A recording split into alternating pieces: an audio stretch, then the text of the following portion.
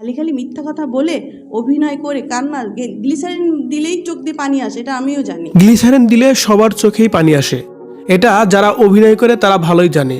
আর সেই পন্থাই যেন অবলম্বন করেছে চিত্রনায়িকা পপি।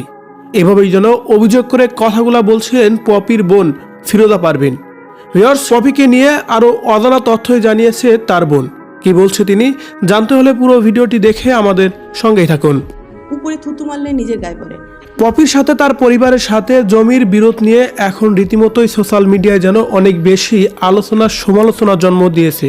আর তাই তো পপিকে নিয়ে তার পরিবারের লোকজনও মুখ খুলেছেন, কথা বলছেন তার অতীত, বর্তমান এবং কি তার সম্পত্তি দখলের বিষয় নিয়ে। তেমনই পপির ছোট বোন ফিরোজা পারভিন পপিকে নিয়ে বলেন, গ্লিসারিন দিয়ে সবাই কান্না করতে পারে, আর গ্লিসারিন দিলেই চোখ দিয়ে পানি আসে, এটা আমিও জানি। তুমি যে আপু কান্নার অভিনয়টা করেছো সেটা আমরা সবাই ভালোভাবেই বুঝে গেছি, তাই এসব গ্লিসারিন ব্যবহার করে কান্না না করাই ভালো। তাদেরকে নিয়েও প্রশ্ন তুলেছেন আয়নকে কেন সবার মধ্যে পরিচিত করে দিতে পারে না, স্বামীর পরিচয় কেন গোপন রেখে এতদিন গোপনে ছিল পপি, নিশ্চয়ই তার মধ্যে কোনো ঝামেলা আছে, সে কখনোই ভালো মানুষ ছিল না।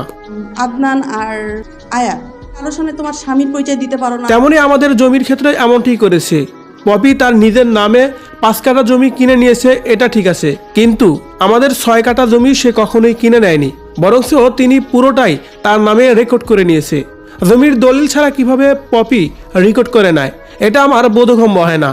তাহলে এগুলো কিভাবে, জমির দলিল ছাড়া পুরো জমি তার নামে রেকর্ড হয়? এ সময় চিত্রনায়িকা পপির ছোট বোন ফিরোজা পারভিন সর্বশেষ বলেন, আপু অভিনয় শুধু তুমিই করতে পারো না, অভিনয় কিন্তু আমরাও করতে পারি।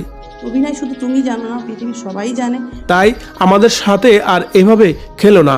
এভাবে যেন কথাগুলো বলছিলেন চিত্রনায়িকা পপির ছোট বোন ফিরোজা পারভিন।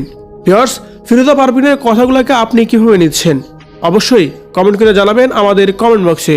ধন্যবাদ পুরো ভিডিওটি দেখে সঙ্গে থাকার জন্য। গুগুর হাল তোকে এবার দেখাই ছাড়বো।